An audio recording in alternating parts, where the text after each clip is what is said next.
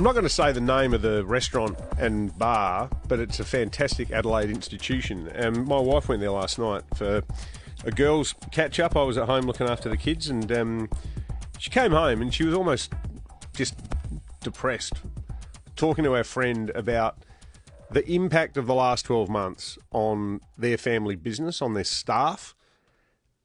They've lost hundreds and hundreds of thousands of dollars. This is a hospitality business.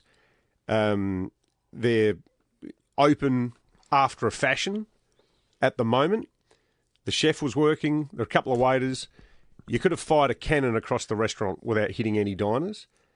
Not just because of the 25% rule, but the fact that there seems to be a view in the community that, oh, well, you know, we'll just batten down the hatches and it sounds like it's probably hard to get a table anyway. People just aren't going out. People aren't working in the city.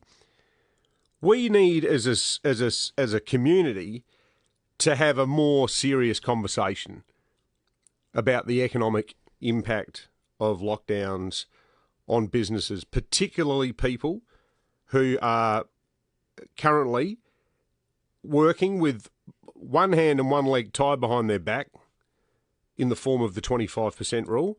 I think it's fair, setting aside the fact that overwhelmingly people in hospitality get the need to take COVID, particularly in light of the Delta strain, seriously. And with the caveat that SA Health have done a vigilant job in keeping us all safe. But I think that the combined effect of some of the decisions that are being made by the Transition Committee suggests a lack of understanding as to the commercial reality of what it is like to run a business. And we're not talking here about, you know, this whole cliched stereotype, pokey barons or whatever, or, you know, the idea that everyone who works in hospitality is living high on the hog. Generally, these businesses at the best of times run pretty close to the wind anyway. Yep. Now, it was quite serendipitous because Kate came home going, geez, you know, we got to do more to help these businesses.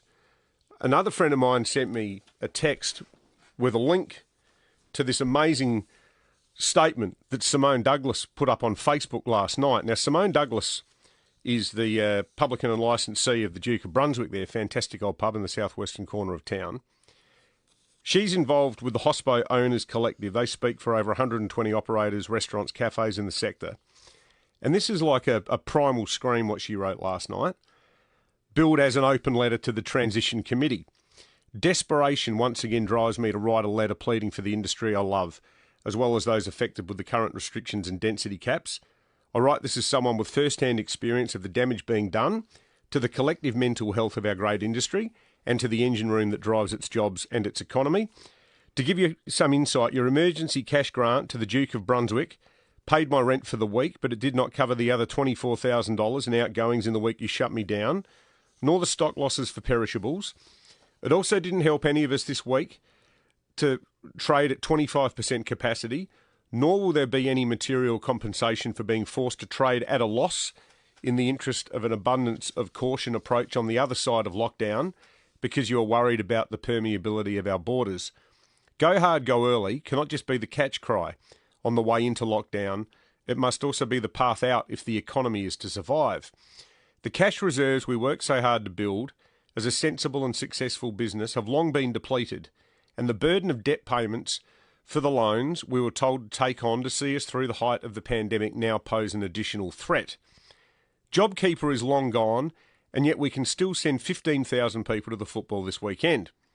As an industry, we are calling on you to respond to our plight, to give us the hoops to jump through, to allow us to return to 75%, and to cease distracting the public from our plight with mentions of how much money has been distributed in grants, when we all know it is a drop in the ocean stacked against the losses of last week, let alone the costs we have borne in the last 12 months of restricted trade in the interest of public safety. All we are asking for is a fair go. We have met you every step of the way, and now you choose to ignore the plight of an industry that is the backbone of the economy on so many levels. The time for politics is long past. The time for honest conversations is at hand. All of us are watching and wondering why you continue to ignore those small family businesses. It's an incredibly powerful piece of writing. It's a call from the heart by Simone, representing hundreds of businesses that are in a similar situation. Now, the last person we will want to have a crack at in this state, given the job that she's done, is Professor Nicole Spurrier. She's been absolutely magnificent. But I think that in the last week or so, there's been a couple of moments, and I thought that the language used around the decision relating to the Queensland family not being allowed to meet up, where the explanation was, well, my understanding is that she's not quite the mother, the grandmother, is not quite at end of life. That troubled me. That sounded callous, and I'm sure it was an accident, because we know that Professor Nicola Spurrier is a compassionate person and a person who's worked tirelessly, and maybe the way that sounded maybe resulted in part from fatigue. But whatever the origins of it, it suggested, I thought, a degree of remoteness. And the person who needs to step up to the plate on all of this, more than anyone, I think, is the Premier, because these are businesses where people are losing their minds, they're losing a hell of a lot of money, they're losing a hell of a lot of staff, and a lot of them are going to go to the wall. So let's take this statement from Simone extremely seriously and move beyond a position where we shrug our shoulders and say, well, that's just what SA Health told us we have to do.